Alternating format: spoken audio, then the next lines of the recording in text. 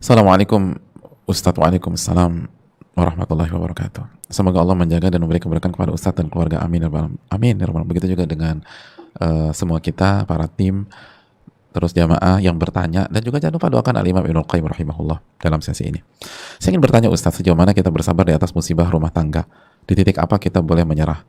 Sedangkan sudah banyak mudarat yang dialami seperti sakit baik mental dan fisik, badan makin kurus, perlakuan obsius, dan tidak mendapati sakinah dalam rumah tangga. Padahal sudah berusaha taubat, istighfar, islah, berdoa, dan tawakal. Jazakallah khairan Ustadz atas jawaban dan nasihatnya. Wassalamualaikum warahmatullahi wabarakatuh. Ya, terima kasih atas pertanyaannya. Jamaah sekalian, yang pertama,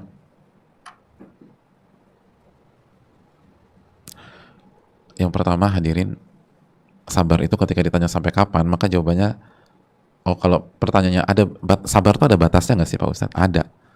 Kapan itu? Sampai mati baru selesai itu. Jadi sabar itu sampai wafat jemaah. Dan tidak ada kata menyerah. Nggak boleh lemah jemaah, nggak boleh lemah. Menyerah di sini bukan menyerah kepada Allah ya, tapi menyerah untuk berjuang, itu maksud saya. Jangan nyerah. Wala ta'jiz, jangan nyerah. Jangan lemah, jangan nyerah. Nyerah itu nyerah kepada Allah. Dan justru itu kekuatan.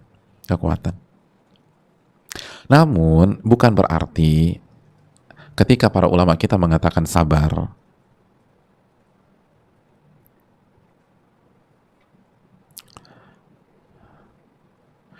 jadi ketika ulama menjelaskan kita sabar itu bukan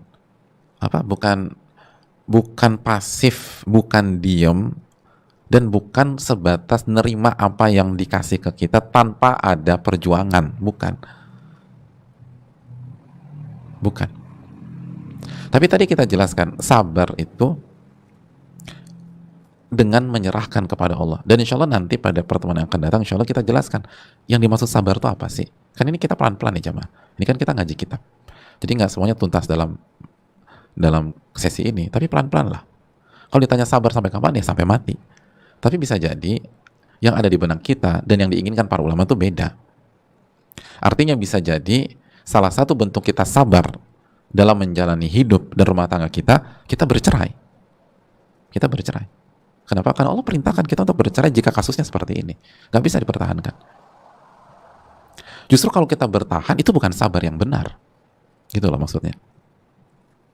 Makanya nanti kita bahas insya Allah di pekan depan.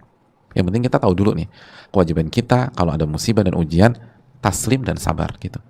Serahkan sama Allah, lalu sabar. Kan itu, serahkan sama Allah. Bukan serahkan sama ego kita. Atau serahkan sama kondisi. Serahkan sama Allah. Jadi kalau misalnya dalam dunia rumah tangga, kalau Allah bilang berpisah sekarang. Tapi kalau Allah perintahkan kita pertahankan walaupun semua manusia suruh kita berpisah. Pertahankan. Itu poinnya. Allah ta'ala alam bisawab. Terus ada apa? Ada mana tadi ya? Ada info dari pertanyaan ini, beliau mendapatkan sikap kasar dari pasangan beliau.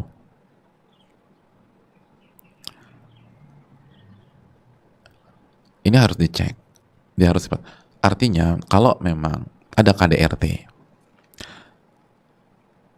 dan suami menyakiti istri sampai pada taraf membahayakan atau bisa membuat cacat dan lain-lain, maka dalam kasus ini istri boleh untuk mempertimbangkan jalan keluar, yaitu berpisah.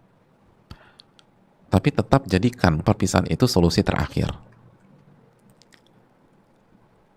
Sarannya adalah hubungi ahli ilmu yang bisa, yang memungkinkan, atau keluarga yang paling bijak, yang paling berilmu, dan ajak minta keterlibatan mereka. Karena salah satu solusi dalam rumah tangga adalah yang Allah firmankan dalam surat An-Nisa ayat 35. Fab'athu hakaman min ahlihi wa hakaman min ahliha iyurida islaha yuwaffiqillahu bainahuma.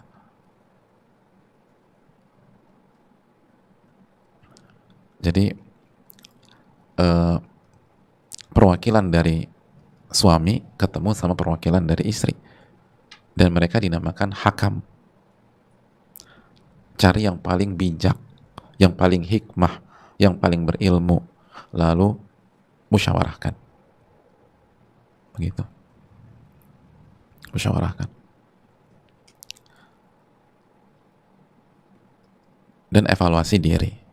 Makanya kan tadi kita sampaikan, sabar itu bukan hanya bertahan pasif, bukan. Tapi sabar itu kita serahkan kepada Allah dan kita ikuti instruksi Allah Subhanahu wa taala. Nah, seringkali kita sebagai orang awam nggak tahu apa perintah dan apa yang Allah, apa namanya, apa perintah dan apa yang Allah instruksikan dalam kasus ini. Makanya cari ahli ilmu di mana kita bisa bicara semuanya, lalu ikut arahan beliau. Wallahu ta'ala bishawab.